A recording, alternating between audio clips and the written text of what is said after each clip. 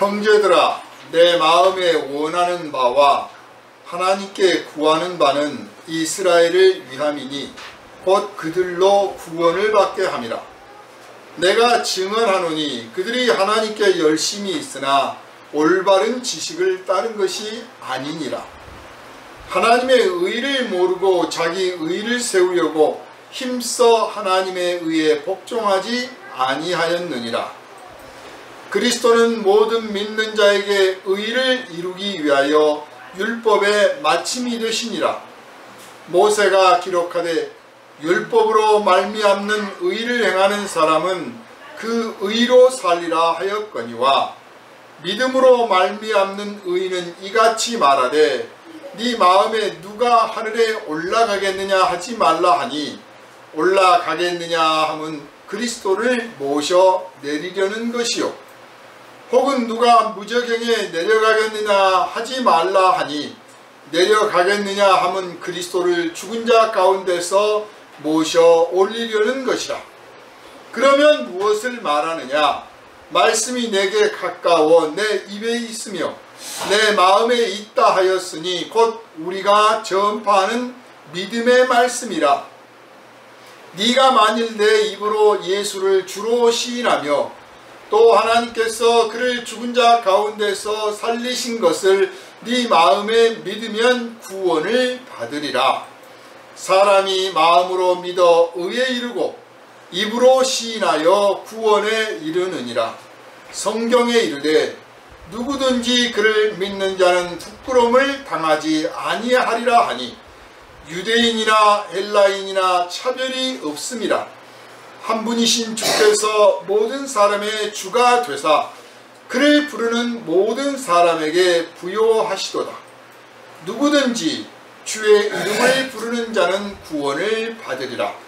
그런즉 그들이 믿지 아니하는 일을 어찌 부르리요? 듣지도 못한 일을 어찌 믿으리요? 전파하는 자가 없이 어찌 들으리요? 보내심을 받지 아니하였으면 어찌 전파하리요? 기록된 바 아름답도다. 좋은 소식을 전하는 자들의 발이여 함과 같으니라.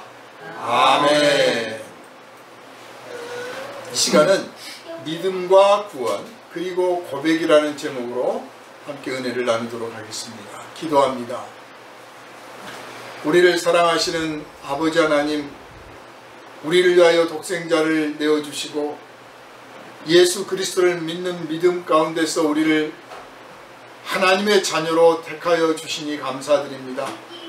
이제 하나님께서 우리에게 영생의 말씀을 듣게 하시니 심령이 오직 주님 앞에서 열려 성령의 감동으로 충만함을 받게 하여 주시고, 살아계신 하나님께 영광을 돌리며 우리를 위하여 십자가 지신 주님을 찬송하는데 조금도 부족함이 없게 하여 주옵소서.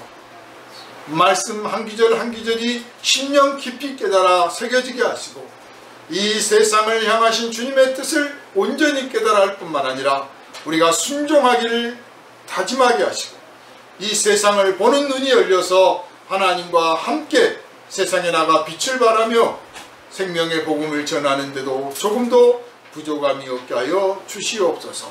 우리를 구원하신 예수 그리스도 이름으로 간절히 기도하옵나이다. 아멘. 할렐루야. 아멘. 그 마귀를 섬겨서 좋은 일이 있을 것 같으면 하나님께서 우리에게 마귀를 섬겨도 된다 하셨거나, 혹은 마귀를 섬겨라 권장을 하셨을 거예요. 그러나 마귀를 섬겨서 그 결과가 우리에게 조금도, 정말 홀이라도 단 1%도 우리에게 좋은 게 없기 때문에 우리에게 마귀를 섬기지 않도록 하신 거고, 또 마귀를 섬기라고 가르치거나 지도하거나 인도하거나 유혹하는 사람을 엄하게 처벌하셨던 이유가 마귀를 섬겨서 좋을 게 없기 때문에 그렇습니다. 그 결과뿐만 아니라 사실은 마귀를 섬기고 있는 그 과정에서 인간이 얼마나 황폐해지는지 몰라요. 정말 비참해집니다. 그런데 당사자는 그걸 못 느껴요. 그걸 느끼고 깨달았을 때는 이제 발을 못 빼요. 발을 못 빼요. 우리가 주변에 참 이단이 이렇게 많은가 싶을 만큼 이단이 많아요. 세계에서 아마 이단 종파가 제일 많은 나라가 아닐까 싶고요. 기독교 인구에 대비해서 이단의 숫자가 세계에서 또한 제일 많지 않을까 싶어요. 우리가 너무 무관심했던 탓인지 몰라도 얼마 가지 않아서 아마 거의 이제 우리 기독교 인구만큼 이단이 늘어나지 않을까 싶을 만큼 이단은 확장세에 있습니다. 우리가 그 이단의 그 내부에 들어가 볼 수가 없기 때문에 이제 들려오는 소식 혹은 거기에서 이제 나온 사람들, 말 그대로 탈출한 사람들이 전하는 이야기를 듣고, 아니 그런 놈털이 그런 가혹한, 그런 무식한 그런 곳에 어떻게 있느냐, 우리가 참 의구심이 드는데, 사람들은 거기에 빠져들고 또 빠져들었다가 정신을 차렸을 때는 못 나오고, 또 심지어는 나오고 싶지 않은, 그냥 거기 있어야 되는 그런 상황도 벌어집니다. 그 부모가 이단에 속하여서 태어난 자녀들의 첫 번째로 그 부모를 떠날 수가 없기 때문에 이단에서 못 나오는 경우가 참 많죠. 또 그런가 하면 그 이단에 들어가는 과정 속에서 친구도 재산도 뭐 다 내놔버렸기 때문에 이제 나온 사람들 갈 데가 없는 거예요. 맞아주는 데가 없는 거예요. 그래서 못 나오는 사람도 있습니다. 또 그런가 하면 위협을 받거나 공갈을 당하거나 협박을 받거나 뭐 그래서 또 못 나오는 사람도 있고, 또 어떤 사람들은 그동안은 내가 여기다 투자한 게 얼마인데, 여기다 쏟아부은 게 얼마인데 이제 본전을 찾아야 되지 않겠냐, 그래서 또 못 나오는 사람도 있습니다. 그러니까 이단 사이비에 빠져있는, 이렇게 공식으로 종교적으로 유사 종교다 어쨌든 간에 해서 종교라는 명목으로 되어 있는 이런 사이비 이단도 있지만, 그야말로 20명, 10명, 20명 이렇게 모여서 사이비 이단 종교가 아닌 종교로 있는 이런 집단도 지금 우리나라 안에 수천 개가 넘습니다. 드러나지도 않을 정도예요. 신천지가 이단이다 그렇게 이미 판정을 받았잖아요. 근데 신천지가 곧 무너질 걸 대비해서 신천지에서 나가서, 그렇다고 무슨 회개하고 뭐 그랬다는 게 아니라 신천지의 그런 스타일을 그대로 유지하되 이 집단에만 속하지 않은 새로운 새천지부터 시작해서 또 그런 집단들이 지금 많이 생기고 있습니다. 소규모들. 그런가 하면 신천 신지라는 이름으로 종교가 아니에요. 그런 집단들이 또 생기고 있고, 아무튼 30명, 50명 무슨 정당처럼 무슨 커뮤니티처럼 막 사회 곳곳에 이렇게 모여 있습니다. 우리가 하나님 은혜로 이렇게 모여서 예배하고 사랑의 교제를 나누고 정말 마음의 안식을 얻고 평안을 얻을 수 있는 이런 기회를 갖고 있는 게 정말 하나님의 은혜다 싶어요. 정말 한 걸음만 나가면 널려 있는 게 사이비 이단이고, 좌석 버스를 타면 본의 아니게 앞좌석에 뭐 하고 있는가를 보는데 둘 중에 한 사람은 이상한 사람이에요. 지하철에서 옆에 앉아서 뭘 꺼내고 있는 사람 보면 이상한 사람들이 그렇게 많아요. 정말 많아졌습니다. 기독교 인구 줄고 불교 인구 줄고 있을 때 이단 사이비들은 계속 늘어가고 있어요. 그러면 왜 그 사람들은 그런 데를 좋아하나? 왜 거기에 파묻힐까? 되게 속아서들 간다고들 하잖아요.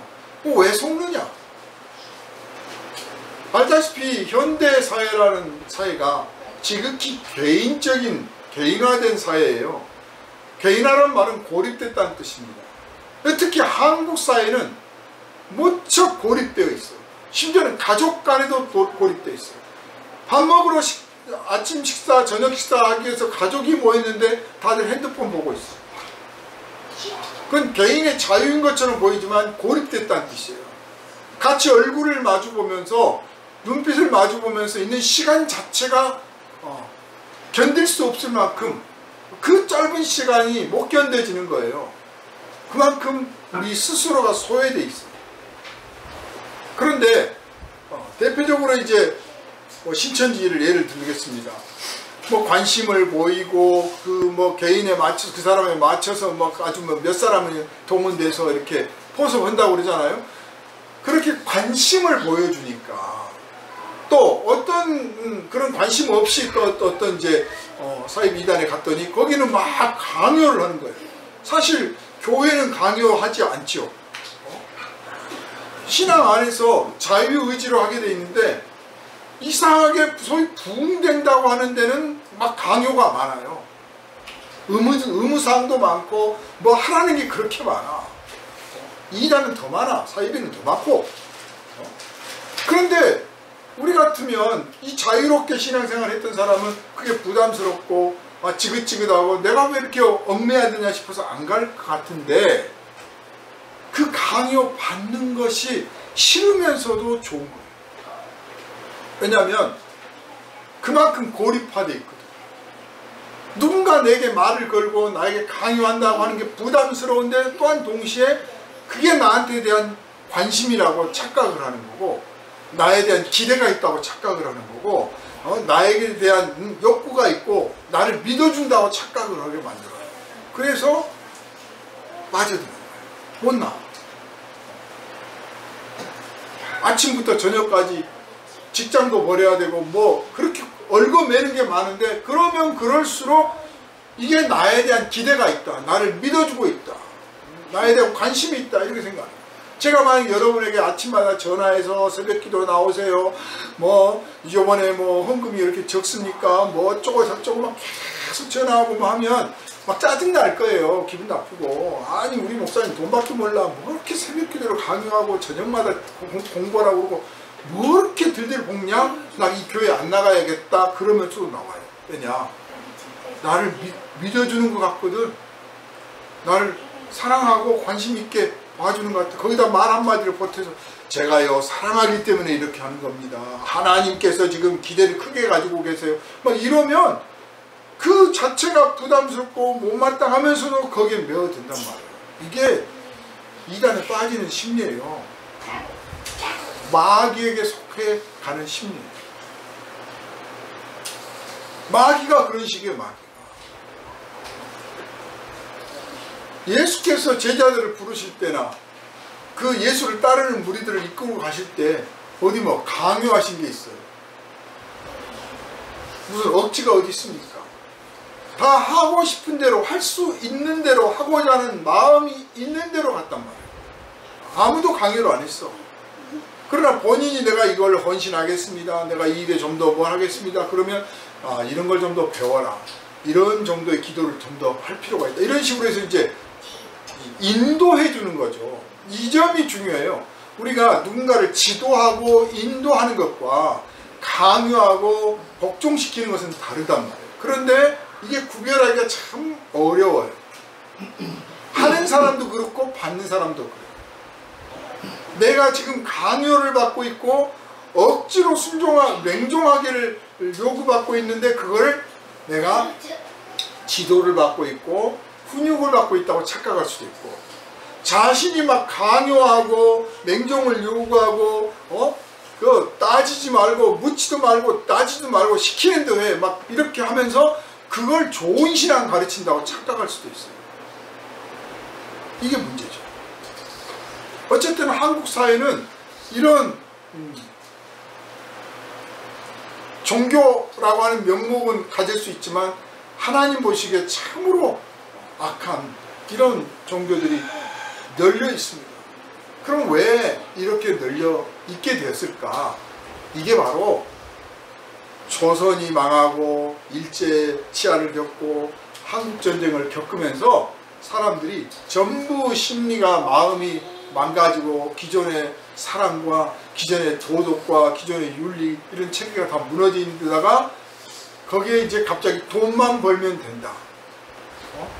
또 경쟁해서 그저 출세해라, 네가 1등 나라, 이걸 부추겼던 게 일제시대거든요. 조선사회는 그렇지 않았어요. 그런데 막 그걸 부추겨서 경쟁해야 되고 1등 아니면 안 쳐주고 돈도 제일 많이 벌어야 되고 노래도 네가 제일 잘 불러야 되고 공부도 네가 제일 잘해야 되고 키도 네가 제일 커야 되고 무조건 순위 경쟁으로 몰아가는. 그래서 이제 심지어는 교회도 우리 교회가 예배당이 제일 커야 되고 우리가 사람이 제일 많아야 되고 우리 목사님이 설교를 제일 잘해야 되고 내가 11조를 제일 많이 맞춰야 되고 전부 그것도 순위 경쟁. 이런 식으로 되어가지고 이 정신 상태가 전부 공허하게 되고, 그래서 오늘날 이런 사회가 되었다. 교회도 지금 자기가 지금 건강한 교회인지 병든 교회인지를 모르고, 성도들도 자신이 지금 건강한 신앙을 갖고 있는지, 목회자도 자신이 건강한 목회자인지 잘 모를 만큼 이상하게 돼버렸다. 그럴 때 누가 제일 좋아하느냐? 성령은 슬퍼하시고 마귀는 좋아하죠. 마귀가 기뻐요. 다루기 딱 좋거든요. 아예 하나님 모르고 종교를 모르고 신을 모르고 사랑을 모르면 마귀가 다루기가 어려워. 그런데 이게 사랑이야, 이게 종교야, 이게 하나님이야 라고 하는 나름의 기준점이 딱 생기면, 그러면 그걸 가지고 이용하기가 좋아요. 히틀러가 독일을 통치할 때, 전쟁을 일으킬 때 이게 독일 민족을 위하는 것이고 이게 인류를 위한 것이다. 제3제국을 건설합니다. 대동아 전쟁을 일으킨 일본이 이것이 이 동아시아의 평화를 위한 거다. 나름의 어떤 딱 가치관과 기준이 세워지니까 거기에 모든 것들이 다 동원됐잖아요. 이게 위험한 거예요. 종교도 마찬가지. 이 종교가 옳다, 이 종교가 지배 종교가 돼야 된다고 착각하는 순간에 나머지 불의하고 악한 모든 수단들이 다 합법화되고 합리화되고 정당화되죠. 예수님은 그런 방식이 아니었어요. 그래서 예수 십자가를 배우라는 이유가 그거예요. 예수님이 무슨 힘으로 했습니까? 방법을 했습니까? 소위 모략을 썼습니까? 무슨 편법을 썼습니까? 세를 구하셨습니까? 오직 십자가에 못 박히심으로 우리를 구원하셨고, 제자들도 다 순교당했잖아요. 그리고 정말 그 십자가 방식으로 전도하고 희생하고 봉사하고 그렇게 했기 때문에 순수한 생명의 복음이 전해진 거 아닙니까? 그러나 다른 종교들을 보십시오. 다른 종교들은 세를 만들고 세를 과시하고 세를 확장하고 세를 유지하고, 그리고 그걸 정당화시키고, 그리고 그 정당화시킬 수만 있다면 모든 논리가 다 거기에 복속되는 그런 종교를 만들어냈죠. 그래서 이제 그 종교에서는 기준이 그래요. 종교학적으로 말하면 기독교도 한 종교에 불과해. 그래서 우리가 말하는 것도 옳고 네가 말하는 것도 옳을 수 있다. 이런 식이에요. 종교학적으로. 모든 종교에는 선이 있고 모든 종교에 정의가 있어요. 그래서 너네는 그걸 선이라고 믿는구나, 우리는 이렇게 믿어. 우리는 이렇게 믿는데 너희는 그렇게 믿냐? 이런 식 논리가 성립이 되는 거죠. 그러다 보니까 절대적 선이 없는 거예요. 진정한 선이 없어져 버려요. 진정한 정의도 없어져 버려요. 물론 나만 진정으로 선하고 나만 진정으로 정의롭다라고 고집하기는 쉽지 않습니다. 또 해서도 안 될 수 있어요. 왜냐하면 우리 인간은 완전한 의인이 없거든요. 우리 자신이 완전할 수가 없거든요. 그래서 늘 한쪽에 여지를 좀 남겨둘 필요는 있어요. 그렇다고 해서 진정한 선이 없느냐, 그건 아니에요. 그런데요, 아까 사이비 2단 이야기로부터 시작해서 지금 제가 종교 이야기를 하는데, 이렇게 가다 보면 결국은 어떤 결론에 도달하냐면, 나한테 이로우면 선이고 나한테 불리하고 나를 해치면 악이다. 내가 지지하면 정의고 내가 지지하지 않는 것은 정의가 아니다 식 논리에 갑니다. 이게 잘못된 민주주의 안에서 그렇고 전체주의나 궁극주의에서는 두말할 것도 없는 거고요. 민주주의 안에서도 자칫하면 이렇게 빠질 수 있어요. 나한테 잘해주면 선이고 내가 믿으면 그게 정의다. 근데 사실 이게요, 마귀 논리거든요. 마귀가 그래요. 마귀 논리는 내가 좋아하면 선이야. 자, 하나님은 선이십니다. 하나님만이 유일하신 선이세요. 진정한 선이죠. 그러므로 하나님만이 선이기 때문에 우리들은 하나님 앞에서 아무도 내가 선합니다라고 감히 말할 수가 없어요. 그러나 우리가 하나님의 은혜 가운데서 하나님의 선하심을 맛보아 알고 하나님의 선함을 배워서 또 선한 성령께서 인도해 주셔서 우리도 선하다라고 할 수 있게 됐어요. 하나님이 선하시기 때문에 우리도 같이 선해질 수 있고 선한 거예요. 그래서 그 당당하게 우리가 선하다는 이 자부심을 가지고 세상의 악과 맞서 싸우는 거죠. 만약에 우리가 선하다라고 하는 자부심이 없다면 어떻게 악과 맞서 싸울 수가 있겠습니까? 못 싸우는 거죠. 그런데 이런 걸 사이비 이단들은 어떤 논리로 바꾸느냐. 그래, 하나님은 선하시다. 성경에도 써있다. 오직 하나님만 선하시다. 그러므로 우리는 하나님 앞에서 우리가 선하다고 감히 말하면 안 된다. 그런데 그 하나님이 어디 계시냐? 우리 교회에 있다. 우리 집단에 있다.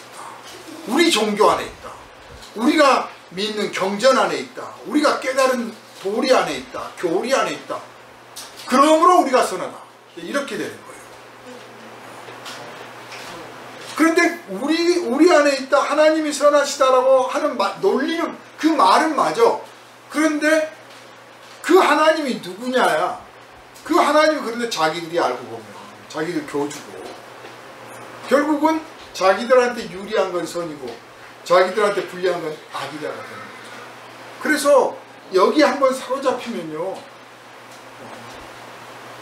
일본의 그 옴진리교에서 가스테레를 하듯이 딱 사로잡혀서 이게 정의다 하면 무슨 짓을 하는 겁니다. 자, 이렇게 자기들이 절대적 선이다라고 믿는 이런 집단에서는요, 자유의지를, 말로는 자유의지를 말하고 있지만 자유의지를 인정을 안 해요. 실제로는. 그래서 끊임없이 맹종하기를 요구하고 끊임없이 사상 검증을 합니다. 우리가 자녀를 기를 때는 이 아이가 나쁜 길에 빠져들고 있지는 않을까, 좋은 것을 생각하는지, 좋은 걸 배웠는지, 나쁜 생각을 하고 있지는 않은지 부모로서 이렇게 관찰도 하고, 그리고 찾아내서 훈육도 하고 바르게 인도도 합니다. 이걸 제때 못하면 막 더 갖가지 중독에 빠지기도 하고 사이비 종교에 빠지기도 하고 정말 막 울고불고 하는 분들이 많아요. 끊임없이 자녀를 기를 때 그걸 관찰해봐야 돼요. 이게 심지어는 어른이 돼서도, 요즘 청년들은 말이 청년이고 나이를 먹었지 실제로는 정신세계가 어떤 부분에 있어서는 어린이나 똑같아요. 그래서 금세 사이비 이단에 빠지고 금세 중독에 빠지는 거예요. 그러니까 부모가 더 많이 관심을 가지고 대화도 하고 묻고 답하고 친절하게 해가면서 바른 길로 인도를 해줘야 된단 말이에요. 목회자의 심정도 사실 그래요. 그런데 이게 정당한 부모로서, 목회자로서 정당하다고 할지라도 조심스러운 부분이 있어요. 내가 강요하고 있지는 않은지, 심지어는 내가 감시하고 통제하려고 하고 있지는 않은지, 정당한 통제인가, 내가 생각하는 이 통제가 정당한 통제인가, 이 아이의 인격을 인정하고 있는 통제인가 아닌가, 이거 굉장히 계속 고민해 가면서 그 아이가 정서적으로 바르게 성장할 수 있도록 배려해 가면서 하는데, 이 사이비 이단들도 똑같은 말을 해요. 우리가 바른 길로 인도하기 위해서, 이 더러운 세상에서 멸망당하지 않고 구원받게 하기 위해서 우리가 당신을 통제하고 당신을 가르치고 당신을 인도하는 것이다 라고 하는데, 실제로는 그 사람의 인격적인 수준이나 성장이나 이런 것들은 아예 고려를 하지 않죠. 그게 있는지도 몰라요. 말로는 얼마든지 할 수 있습니다. 그래서 가장 많이 하는 게 뭐냐면 사상 검증. 전체주의 사회에서 사상 검증을 했잖아요. 북한에서도 사상 검증을 했잖아요. 중국에서 어떻습니까? 홍위병들이 들고 일어나서 문화혁명이 일어날 때 어땠어요?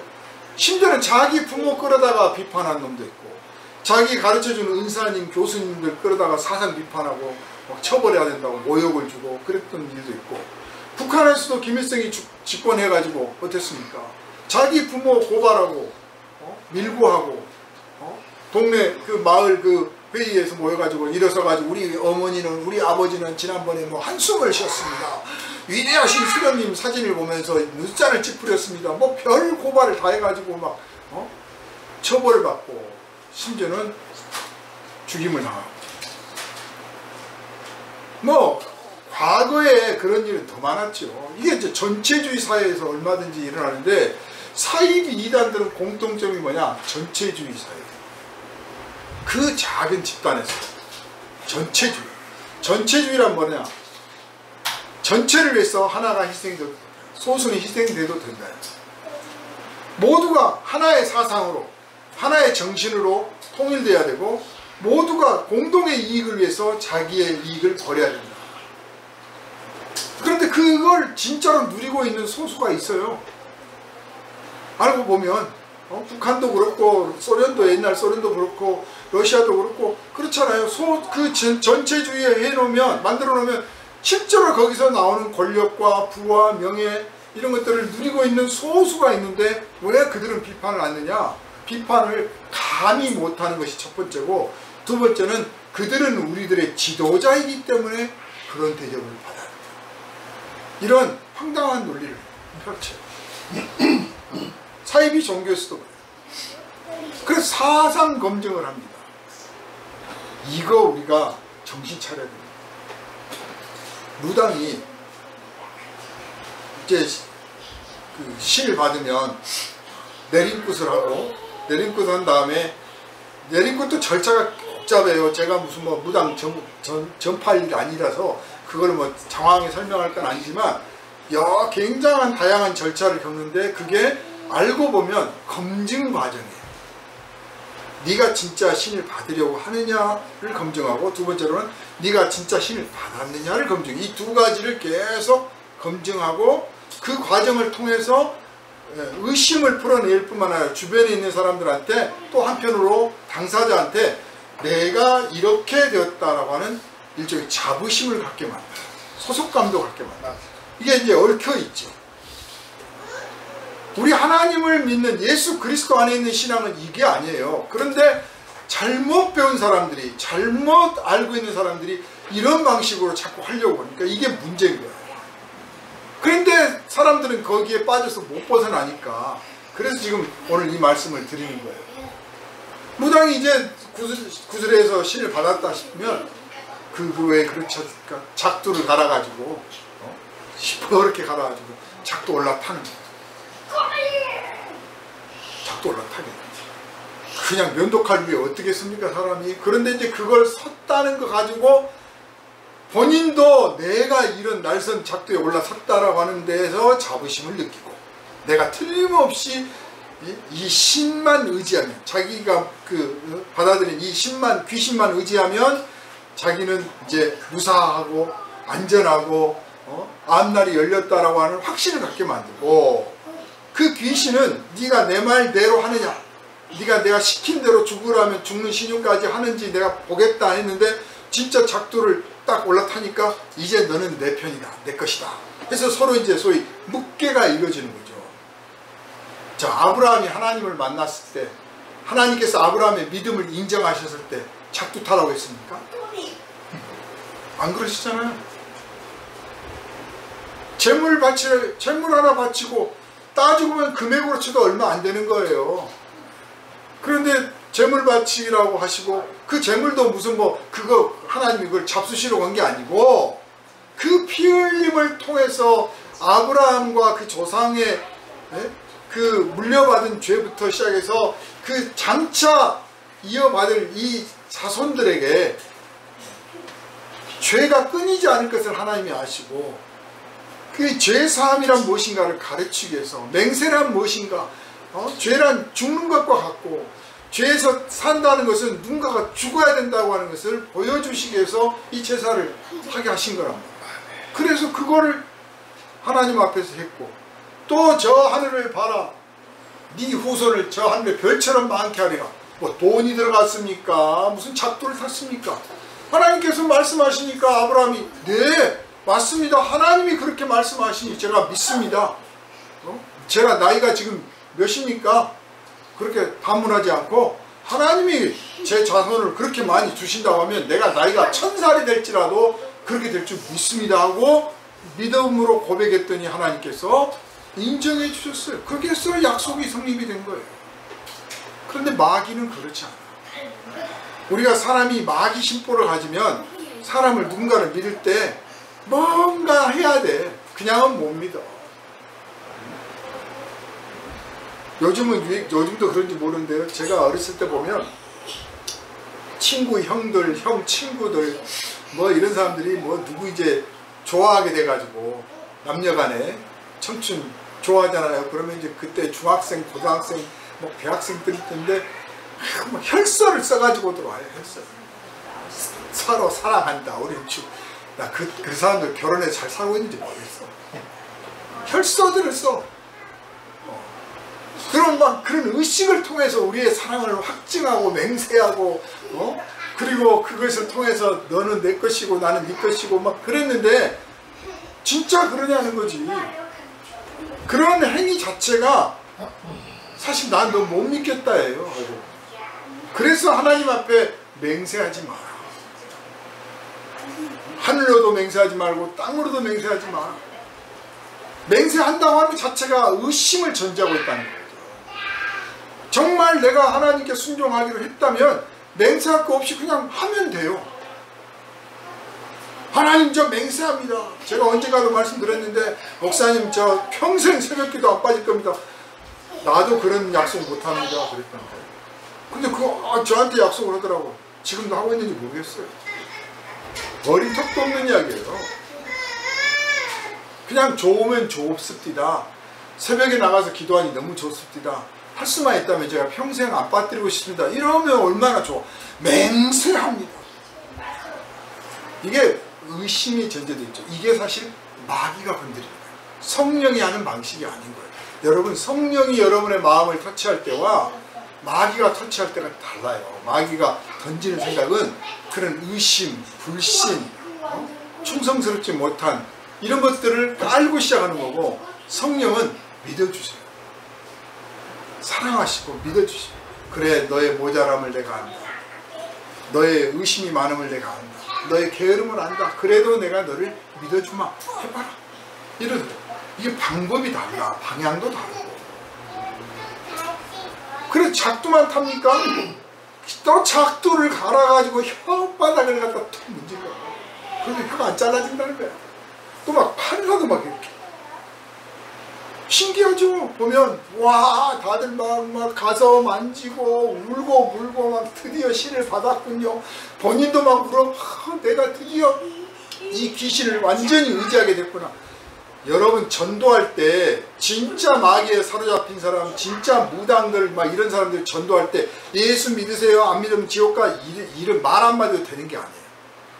이 사람들의 마음속에 있는 이 충성심, 또 어떤 종교에 빠져들어 있는 사람들이 그 종교적 열정과 종교심, 이거 그냥 얕잡아 보면 안 됩니다. 거기에 인생을 건 사람들이 있어요.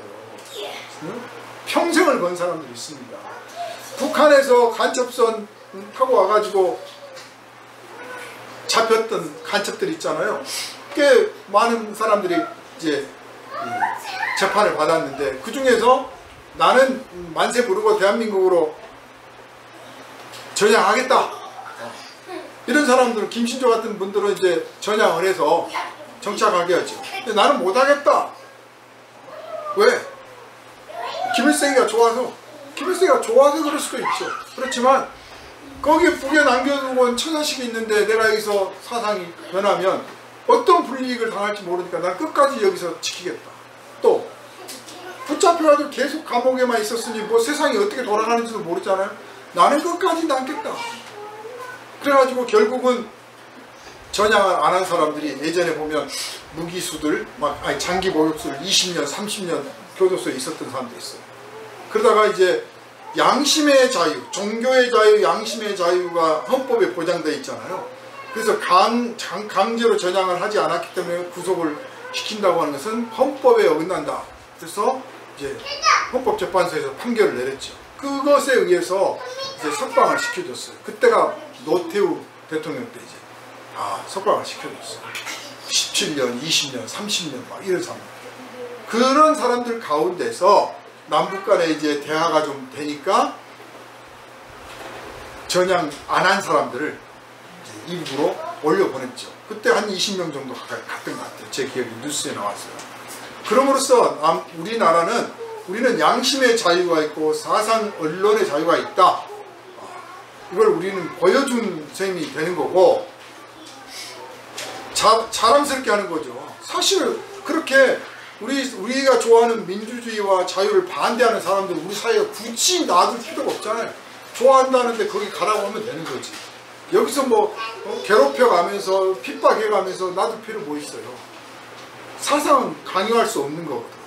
만약에 우리가 불교 국가인데 어느 날 내년부터 불교 국가가 돼가지고 나는 예수 믿고 석가모니는 안 믿겠다 그랬다고 우리를 막 핍박하고 취직도 못하게 하고 그러면 살만 나겠습니까? 좋은 사회가 아니라고 생각하겠죠. 어쨌든 그렇게 해서 보냈습니다. 그런데 그 중에 나는 끝까지 않겠다고 그랬는데 그냥 강제로 그냥 막 고문도 당하고 막 예전에 그래가지고 이제 강제로 전향하는 사람들이 있어요. 이 사람들은 못 돌아갔어요. 자기들의 양심은 내가 변절하면 내 가족들이 위험해지는데 그래서 절대 안 하려고 했는데 너무 괴로우니까 너무 힘드니까 알았어요 그냥 써줄게요 하고 썼더니 이제 안 돌려보낸 거예요. 그러니까 영영 가족도 못 만난 거예요. 그 사람들이 무슨 뭐 김일성이가 뭐 잘났으면 얼마나 잘났고 그 사상교육을 했으면 얼마나 했겠어요. 그냥 옛날을 못 버리는 거죠. 가족을 못 버리고 옛날을 못 버려. 많은 분들이 우리가 전도를 진심으로 하려고 할 때 보면 만나는 사람 중에 그냥 옛날을 못 버려서 조상 대대로 해왔던 걸 못 버려서 가족들이 그러고 있기 때문에 그래서 못 떠나는 사람들이 많아요. 거기다 대고 예수, 천당, 불신, 지옥 막 말하면 막 짜증만 나는 거야. 화만 나는 거야. 오히려 진심으로 믿어주고 사랑해줄 때 그 중에서 진정으로 나를 받아주는 사람이 회개하고 예수 믿게 될 줄로 믿으시기를 바랍니다. 아멘. 이렇게 자기를 이제 검증을 막 마귀는 원하기 때문에 칼로 문지르기도 하고 혓바닥에 문지르고 작두도 타고 또 뭐 불을 피워놓고 숯불 위에 막 걷기도 하고 유리잔을 깔라놓고 막 걷기도 하고 별짓을 다 해요. 아무튼 이 귀신이 그래요. 그래서 이 귀신은 마귀는 끊임없이 우리 안에서 신앙을 자꾸 강요해. 네가 그런다면 그래야 되잖아. 네가 그런다면 그래야 되잖아. 이거 해야 되잖아. 저거 해야 되잖아. 이것도 못하면서 저것도 못하면서 이러거나 너 그랬잖아. 그러니까 그것이 진짜냐 참이냐 막 끊임없이 의심해. 한 번도 잘했다가 없어.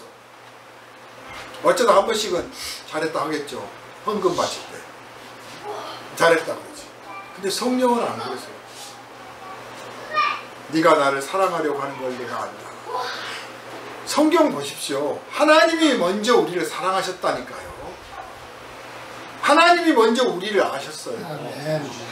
하나님이 먼저 우리를 사랑하시고 우리를 아실 때 우리가 불의하고 악하고 게으르고 의심 많고 불순종할 사람이라는 걸 모르시고 하셨습니까? 알고 하셨지. 네가 나를 배신했음에도 불구하고 내가 너를 버리지 않겠다. 네가 나를 의심함에도 불구하고 내가 너에게 계속 믿음을 가르쳐주고 길로 인도하겠다. 이런 분이 하나님이시란 말이에요. 그래서 마귀는 안 그래. 계속적으로 의심해. 마귀에게 속한 종교가 그렇습니다. 끊임없이 자기의 신앙을 고백하라고 요구하고 검증받으라고 요구하고 그리고 그것을 경쟁 치도로 만듭니다. 사이비 이단들은 다 그래. 가서 보시면 경쟁하고 있는 걸 금방 알 수 있어요. 복장이나 이런 것은 전체주의화돼 있어. 딱 아니 신기하기도 해. 우리는 성가대나 복장이 같잖아요. 성가대나. 그리고 어느 날 교회 왔더니 내가 흰색 입고 흰색 와이셔츠에 검은색 양복까지 입고 왔는데 아, 김 집사님도 흰색 와이셔츠에 뭐 입고 왔는데 아, 이거 어떻게 이렇게 우연의 일치가 있을까 하고 막 서로 좋아하지. 그러나 사이비들은 안 그래. 복장 통일. 이번 주는 다 똑같이 하얀색, 위는 하얀색, 아래는 검정색. 남녀 불문하고. 이번 주는 전부 파란색. 반석도 다 똑같아. 다 맞춰. 색깔도 맞춰. 전부 통일. 거기에 익숙해져 있어가지고 그 중에 노란색 하나만 있으면 이제 이상한 거야. 삑사리 난 걸로 보이는 거예요. 전체주의화돼 있지. 그리고 끊임없이 시험 보고 끊임없이 요구하고 그리고 무엇보다도 당신의 신앙을 인정받기 위해서 이러이러한 행위를 해라. 여러분, 우리가 믿음으로 구원을 얻었지 행위로 구원을 얻은 게 아니잖아요. 또 믿음이 있다고 하는 것을 사실 우리가 행위로 나타내기도 하지만 어떻게 이 믿음을 행위로 다 나타낼 수 있겠습니까? 내가 누구를 사랑하는데 그 사랑의 마음을 어떤 행동으로 다 나타낼 수 있겠어요? 못하잖아요. 그냥 흉내내는 거죠. 표출할 뿐이죠. 표출. 하나님이 우리를 얼마나 사랑하시는지 그 사랑이 말로 다 못해요. 그냥 일부를 표출하시는 것에 불과하거든요. 그런데 이 사이비 종교는 이걸 요구하는 거예요. 첫 번째가 전도예요. 전도하는 걸로 당신의 신앙을 인정받아라. 두 번째가 이제 헌금. 헌금을 얼마나 많이 하느냐, 헌금을 얼마나 빨리 하느냐, 헌금을 얼마나 정성스럽게 하느냐. 그래서 다 빚지고 있어요. 다 빚져. 거의 다 빚져가면서 재산 팔아가면서 바쳐. 물론 그렇게 바치면 나중에 천국이 네 거고 뭐 벼슬자리가 네 거고 웃기지 않잖아요. 백백교가요. 포교할 때 헌금 액수에 따라서 이제 백백교 왕국이 건설될 텐데 그 왕국의 왕은 이미 정해졌고 소위 영의정부터 시작해서 총리급부터 시작해서 벼슬자리를 헌금 바치는 액수대로 나눠주겠다. 그러니 얼마나 갖다 바치겠습니까? 그런데 우리 한국 사회, 특히 한국 사회 사이비 종교들은 다 백백교회에 배워가지고 다 똑같아. 헌금 많이 하는 액수대로 교회 안에서 그 집단 안에서 서열이 높아지고 장차 그 집단이 세우는 왕국이 건설될 때 그 자리도 보장되는 거예요. 그러니 막 빚을 내가면서 하는 거예요. 나 옆에서는 야 말도 안 돼 하고 말리지만 이미 확신이 차 있기 때문에 이미 확신이 차 있어. 뒤로 물러설 길이 없어. 다 갖다 맞추는 거예요. 그러고 나면 나올 수가 없지. 그리고 세 번째로 봉사를 하라고 해요. 봉사. 그것도 자기 돈 들여서 봉사하는 거예요. 건강한 교회는요, 우리가 헌금을 모아서 교회에 함께 공동으로 쓰고 약한 자들 돕고 보살핀 데 쓰잖아요. 그리고 봉사활동 나갈 때 그 돈 가지고 나가서 봉사하라고 그러죠. 그리고 좀 모자란 부분이 있으면 당신들이 좀 비용을 감당할 수 있으면 하라고, 이런 정도라고. 그런데 이 사이비 집단들은 안 그래. 전적으로 네 돈 갖고 해. 바친 돈은 손대지 마. 우리가 당신들이 이미 바친 돈은 이미 바쳐진 돈이니까 손대지 마. 그럼 그 돈 누가 쓰는 거예요? 그 교주와 그 집단들이, 소수 집단이 다 쓰는 거예요. 이렇게 해서 계속적으로 사상을 검증하고 신앙을 검증을 합니다. 요구를 받습니다. 고백하라고 표현합니다. 강요를 받습니다. 얼마 전에 제법 큰 교회에서 이런 일이 벌어졌어요. 여러분이 다른 뉴스를 통해서 듣고 개탄하기 전에 제가 그래서 오늘 말씀을 하는 거예요. 믿음이 있다면 뭐 벌레 한번 집어봐라 뭐 이렇게 할 수 있을까 싶은데, 믿음이 있다면 뭐 똥도 먹어봐라, 믿음이 있다면 미꾸라지도 먹어봐라, 뭐 아무튼 온갖 더러운 일을 다 시키고, 또 하나님 앞에 기도하고 뭐 훈련을 받으려면 금식을 해야 된다. 너는 3일 해라, 너는 10일 해라. 자기가 원해서가 아니라 명령받아서 3일간 금식하고 찬양 기도를 하라는 거. 이거 못하면 뭐 하라는 거. 뭐 서서 뭐 찬송가를 몇 곡 부르라는 거. 나가서 전도를 며칠 하라는 거. 아무튼 그렇게 해가지고 또 뭐 성추행도 당하고 그게 좋은 줄 알고 그게 옳은 줄 알고 따르고 했다가 아 이건 아니지 않나 하고 문득 어떤 사람이 이제 의심을 품어가지고 거기에 대해서 반론을 제기했더니 쫓겨났어. 그러고 생각하니까 내가 너무 억울하게 당한 것 같거든. 그래서 이걸 공론화시켜서 이 사람이 문제 있는 거 아니냐, 이 교회가 문제 아니냐, 이 목사가 문제 아니냐 하고 이제 의의를 제기하니까 그때 몇 사람이 나도 그렇게 당했는데 나도 했는데 해가지고 이제 세상에 알려졌습니다. 그래서 결국 이제 고소 고발이 이루어지고 재판에까지 갔어요. 지금 구속이 됐어요. 온갖 회개한 짓을 다 했어요. 예수를 진짜 믿는다면 금식해야 되고, 믿는다면 쓰레기를 집어서 먹어보라는 둥, 믿는다면 뭐 어떻게 그럴 수 있나요? 그런데 버젓이 정통 교단에 속해 있습니다. 마귀 하는 짓은 똑같이 합니다. 마귀 하는 짓은. 우리가 예수를 믿을 때 마음으로 믿었습니다. 내가 예수 그리스도를 구주로 영접했다는 그것을 내가 입으로 열어서 말하기 전에 하나님이 아시는 거예요. 그런데 그 고백을 내가 나 자신을 위해서 내가 좋아서 고백을 하는 거죠. 강요를 받거나 의무적으로 하거나 뭘 해야 되기 때문에 하는 게 아니고 그냥 내가 좋아서 고백을 한 거예요. 내가 좋아서 믿음으로 얻는 구원이 내가 좋아서 고백을 했어요. 고백 안 했다고 그럼 믿음이 없는 거냐? 그건 아니에요.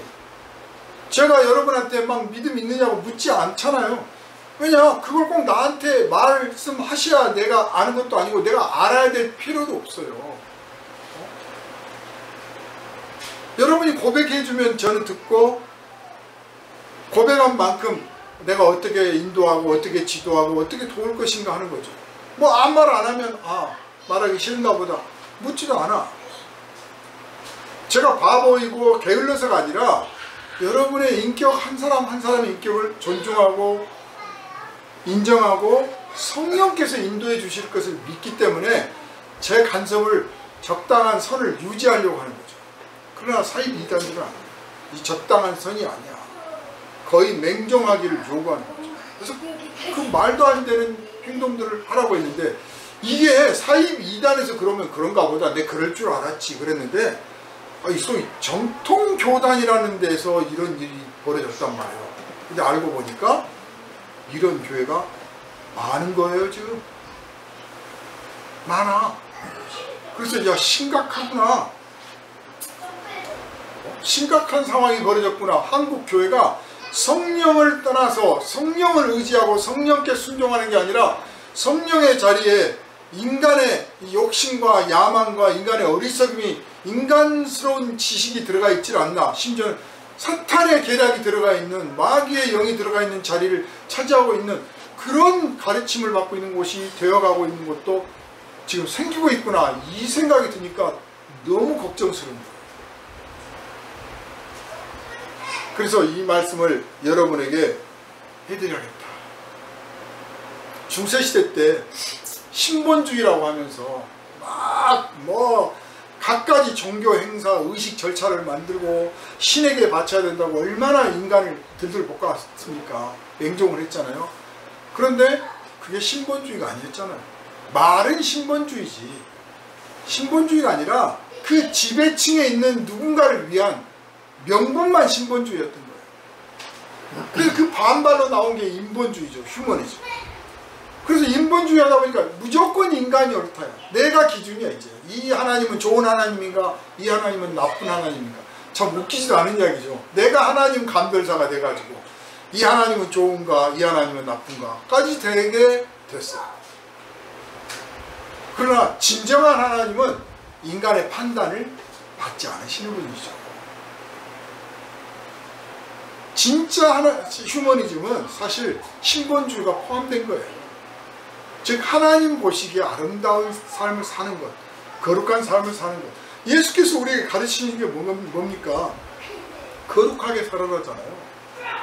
예수 십자가 지신 이유가 뭐예요? 우리가 거룩하게 살도록 하시기 위해서 그런 거잖아요. 그 거룩하면 뭐 우리가 손해봅니까? 우리가 거룩하게 살면 우리 이익이잖아요. 우리를 위하여 거룩하게 사는 거예요. 욕심을 버리고 탐욕을 버리고 증오를 버리고 서로 사랑하고. 그래서 예수께서 가르치신 계명이 뭡니까? 하나님을 사랑하라. 이와 같이 내 이웃을 사랑하라. 내 몸과 같이 사랑하라. 서로 사랑하라야 예수의 가르침이에요. 그게 거룩이에요. 그런데 자, 사이비 2단에 가봅시다. 서로 사랑하라고 말은 그러겠지. 우리끼리만 사랑하잖아요. 교주만 사랑하라. 교주가 사랑하는 건 없어. 너희들이 교주한테 잘 보여야 돼. 한국 사회가 종교는 종교대로 이 사이비 이단들이 판치고 있고요. 정치, 사회는 또 어떻습니까? 나는 국힘을 지지해, 나는 민주 지지해. 서로 원수돼 버렸어. 서로 원수야. 말을 들으려고 하지도 않아. 그래서 국민 절반이 원수끼리 살고 있으니까 다 원수지. 원수 맺고 살고 있는 거예요. 그리고 정치하는 사람들은 그걸 선동하고 이용하고 그 안에서 자기의 세를 불려요. 누군가 이 속을 챙기는 게 있어요. 그래서 사실 좋은 지도자라면 정치적인 자기의 신념과 주장을 펼칠 수는 있겠죠. 그러나 반대하는 사람들도 수용하고 그들에게도 똑같은 혜택을 주려고 해야겠죠. 그러나 그렇게 하지 않고 오직 나를 따르는 사람에게만 혜택을 주고 나를 지지하는 사람에게만 혜택을 주겠다.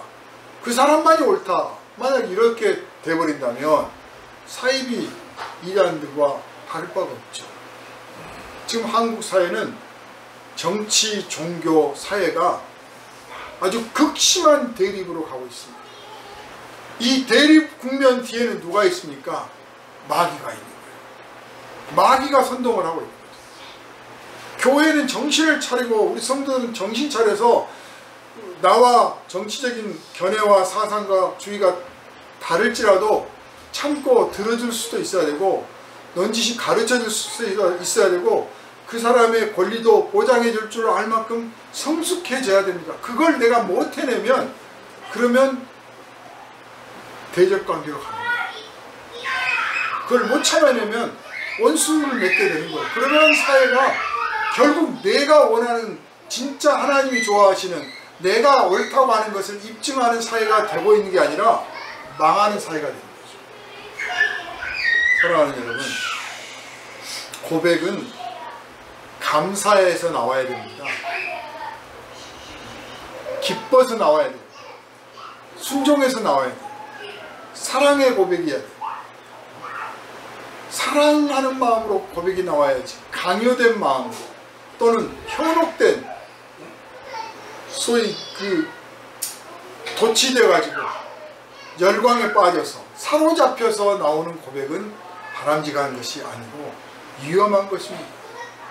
전체적인 국가에서 그랬다고 하는 것은 우리가 들었으나 우리 사회에서 어느 한 구석에서 종교라는 이름으로 또 혹은 정치라는 이름, 신념이라는 이름 아래서 이런 일들이 강요되고 있다면 그리고 그것을 정당화, 합법화시키려고 하고 있다면 이미 위험한 사회가 됐다. 위험한 종교다.